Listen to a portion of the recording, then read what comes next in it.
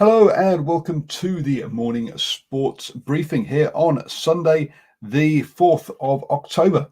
I hope you're all having a wonderful weekend. Hi, I'm Paul, and I'll be your host today. In the news today, we'll update you on the White Ferns' first ODI against Australia. We'll bring you up to speed with all the action from the Mitre 10 Cup and the Farah Palmer Cup. We have the NBA finals the NBA final taking place as in game 2. The Giro d'Italia started overnight. The Raiders and the Storm take victories in the playoffs. And also we'll bring you up to date with all of the golf action as well. In the golf, then, I think we mentioned this yesterday, but the Kiwis were struggling in the different events that they were in. But Tim Wilkinson missed the cut at the Sanders Farms Championship over in the PGA and on the European Tour. Both Ryan Fox and Michael Campbell missed the cut at the Scottish Open. So not a great weekend or round of golf in the golf for the Kiwis. Following that up, it wasn't a great day in the World Tour semi-finals in the squash.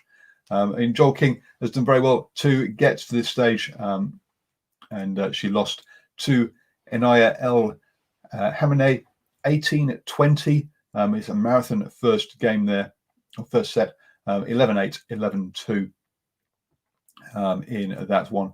And yes, that was whilst Joel King took that first game, she obviously took it out of her, and the next two she came up short. Her next tournament will be the Egyptian Open Platinum Tournament in just over a week. So yes, time to get some recovery in before that one kicks off. I'm going to hand you over to Stephen now, who's going to take us through our birthdays this morning. Thank you, Paul, and good morning to everybody tuning into New Zealand Sports Radio. Looks like it's going to be another great day in Auckland. I think probably mostly across the country as well. So get out amongst it, everybody, wherever you are. In birthdays this morning to Hardman Props, who played in separate codes, and finally an All Black first five who unfortunately gets to sit on the pine behind another All Black, and that's where we start with our birthdays this morning. Brett Donald Cameron, Brett Cameron, born this day, the 4th of October, 1996, is a New Zealand rugby union player, a first 5'8". Cameron plays for Canterbury at provincial level and the Crusaders at a Super Rugby level. He made his debut for the New Zealand national side, the All Blacks, on the 3rd of November 2018 as a substitute in the test match against Japan in Tokyo. Unfortunately, he does sit behind another All Black at the Crusaders, not so much with the Canterbury Mitre 10 Cup side, but he will be celebrating his birthday today, and he'll be celebrating that wonderful victory they had last night against Wellington in extra time. I'm sure Paul will have more to say about that game. Moving right along, Kevin Grant Borovich. Kevin Borovich, born this day, the 4th of October 1990, is a former New Zealand rugby union player, a prop. Borovich represented the King Country, Wellington, North Harbour at provincial level, and was a member of the New Zealand national side, the All Blacks, between 83 and 88. He played 26 matches for the All Blacks, including 3 internationals. A very, very hard prop was Kevin Borovich back in the day. And finally, speaking of hard men, Dane Hans Ivan Peter Sorensen, born this day, October 1955, is a former New Zealand rugby league footballer in the 1970s and 80s. Sorensen represents New Zealand as his usual position as a prop. He is the brother of a fellow international, Kurt Sorensen, and the nephew of another pair of Kiwis, Bill and Dave Sorensen. He is of Māori, Tongan, and Danish descent.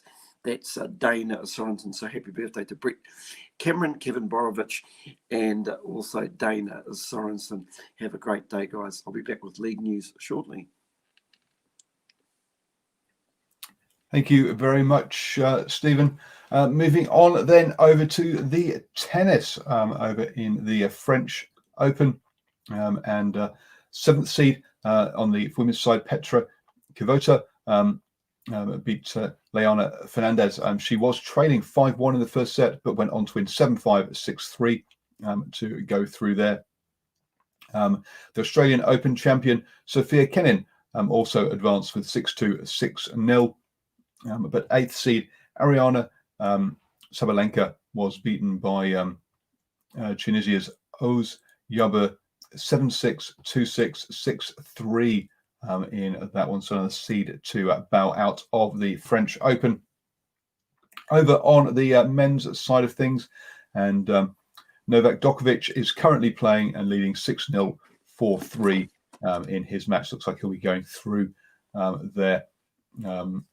In that one, but obviously he's got he needs 3 sets to win to go through on the men's side. Over in the NBA, and the Lakers stretched it out to a 2-0 lead in the NBA Finals. They took the lead in the in the first half, got a lead, and then the Heat just could not pull it back, and that finished 124 to 114, high scoring one there in the NBA. I say the Lakers now taking a 2-0 lead in that one. Moving on then to let's go back to Stephen, and let's have our rugby league update, the sport that just keeps on giving. Yeah, well, the good news is, Paul, it's giving on the field. And in the league news this morning, the Raiders and the Storm keep their finals hopes well and truly alive. And we look at the upcoming game in today's playoffs, but it's to our first game of yesterday's newly completed playoffs we go to. Now, the Raiders, George Williams and Jack Whiten scored a brace each, and that helped the Raiders to a 32-20 win over the Cronulla Sharks at a Geo Stadium yesterday afternoon, after the Sharks led by 14 points to 10 at halftime. In fact, it was the Raiders who made the best possible start, scoring in the 8th minute, but the Sharks hit back with tries within the space of 8 minutes to Ronald Mulitalo, who scored in the 18th minute, and Blake Bailey in the 26th minute. But it would be the Raiders who had just struck just before halftime. George Williams getting the first of 2 tries to bring it back to 14 points to 10. But it would be the Raiders who would pile on the points in the second half. Jack Whiten scoring his double on the 46th and 49th minute. And then we had George Williams scoring again in the 57th minute.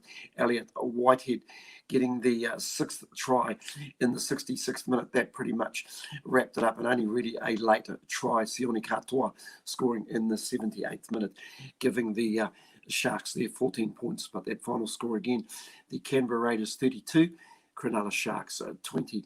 In our second game, now I watched a bit of that when I rolled in from Whangarei late last night. It was the Melbourne Storm coming back to win by 36 points to 24 after it was 12 all at halftime. Now, they were down 12-0 early in the match when Eels scored in the first minute. Nathan Brown heading in for the first try. Clint Gutherson finishing off probably one of the tries of the year in the 21st minute. Please look at this. This was a counter-attacking try. It was an absolute beauty. The problem for the Eels were they were having players fall down like flies. Miko Sevo, their Fijian winger, going down with what looked like quite a serious injury. So they were hanging in the fight, but the Melbourne Storm, showing the class that they are, hit back with a couple of tries themselves before halftime to Suliasi Vunivalu in the 29th minute, and Ryan Pappenhausen scoring in the 32nd minute, beg your pardon. And that was the first of a brace of tries. In the second half, once again, Josh Adokar scored in the 42nd minute. Blake Ferguson scored, so they went try for try to make it 18 all. And then once again, Jesse Bromwich stretched it out, but the likes of the Eels wouldn't go away with Blake Ferguson scoring a try, but it was once again the Storm showing their class later in the game when Brent Lenko scored in the 57th minute and Ryan, Pappenhausen scored in the 61st minute to give the Storm their 36 points. Cameron Smith perfect off the tee, kicking all 6 conversions, and late in the game, or not so late in the game, but with 14 minutes to go, Sean Lane scored in the 66th minute, converted by Mitchell Moses, which gave the Eels 24 points, but that was a 12-point gap that they couldn't close on the Melbourne Storm. So the Melbourne Storm 36, the Eels 24, so firming as one of the favourites to go through and take the title with no doubt the other team, the Penrith Panthers, those two teams looking the goods at this stage. Just a reminder coming up today at 6:05, if you haven't finished with your fix of weekend sport, remembering we've got that Shield Challenge on between Hawke's Bay and Otago around about the same time. It's the Rabbitohs playing the Knights from ANZ Stadium. That game kicks off at 6:05 or 6:05 this evening, beg your pardon. Now, just also a reminder, we'll go over all these playoff games more extensively tomorrow morning on the New Zealand Sports briefing at 7 a.m. But if you want all your league news, of course, tune into the Standoff on a Wednesday evening at 8 p.m. Back to you, Paul. Have a great day, everybody. Thank you very much, Stephen. And let's head over to motorsport and the IndyCar Harvest Grand Prix this weekend. Joseph Newgarden took the first race, and the second one is happening today. Joseph, while doing that, he really slimmed the gap to Scott Dixon in the overall championship with just 2 races to go. He now trails Scott Dixon by just, he shaved 32 points off. So the lead is now just to 40 points. He has 3 wins compared to Scott Dixon's 4 wins there. Scott Dixon, amazingly, have done that with 0 poles so far this season. So, yeah, Scott really needs to get some points over the next 2 races to secure that championship win there. Over in the cricket, Australia have beaten the White Ferns by 7 wickets in the first one-day international. We'll get more details on that on Thursday evening with them swinging from the hip. Your weekly cricket fix at 8 p.m. on Thursday to do check that out for all your cricketing news. The Giro d'Italia started yesterday. As far as I can tell, there are no New Zealand riders in the race. Filippo Gann, the world time trial champion, who took that last week, won the opening time trial, and so will wear pink at the beginning of that race. He races for Ineos Grenadiers, and we'll keep you up to date with how that race unfolds and who the favourites, who the overall contenders are, and where they're all standing over the next few weeks. Moving on then to the rugby. Yes, a plethora of games in the Mitre 10 Cup and the Farah Cup yesterday. The counties versus Manawatu. Counties versus Manukau, that's not quite worked. Counties Manukau versus Manawatu finished 36-30. And Manawatu rushed out to a lead and looked like they had this one under control. It just ran out of steam, and counties stuck to their systems and held on and came through to win that on 36-30. As I said, that means that Manawatu have not won at counties since 1981. That run still keeps going. Northland faced off against Taranaki, and this is the 50th game between these two provinces. Northland coming away with the 35-25 win up there. But the news of the round was Canterbury versus Wellington, which finished at 26-all during regular time. And this meant that we went to Golden Point for the first time LT Golden Point, was introduced for Super Rugby Aotearoa, but this is the first time that we've actually seen it. It was interesting seeing the referee and the players all discussing how this would work. Clearly, that something that they haven't gone through in detail. Referee checking off, I don't mean quite rightly, checking the regulations with the off-field umpires as well to make sure that everyone was on the same page. Yes, what has been a cagey affair over in Australia when we've seen similar situations. Saw Wellington take the advantage of from a dropped kickoff, but they couldn't. They missed a drop goal, got themselves also up perfectly for it. Trying to do that again, they were trying to get themselves back into Canterbury territory, and a rather expansive pass was picked off, and we had an interception try to win it for Canterbury. So that finished 31-26 there. Canterbury taking the spoils. Over in the Farah Palmer Cup, we had 4 games yesterday. Auckland beats Bay of Plenty 22-19 to extend their lead, or maintain their lead at the top of the Northern Conference table. Northland got a comfortable victory over Harbour 65-5, and you can catch up with the post-match interviews on our Facebook page. Stephen was up there, interviewed a couple of debutants and also a Blackfern 7-star as well. So head over to our Facebook page to catch those.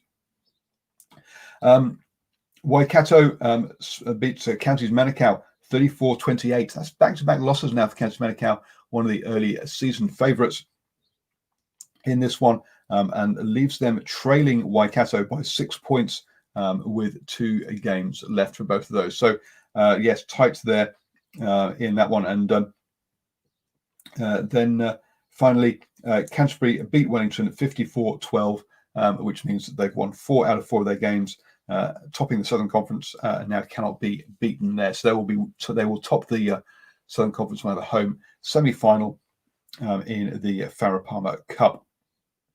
Wellington still in second, but Manawatu and Otago play later today, and the winner of that will climb up into second place on that Southern Conference there.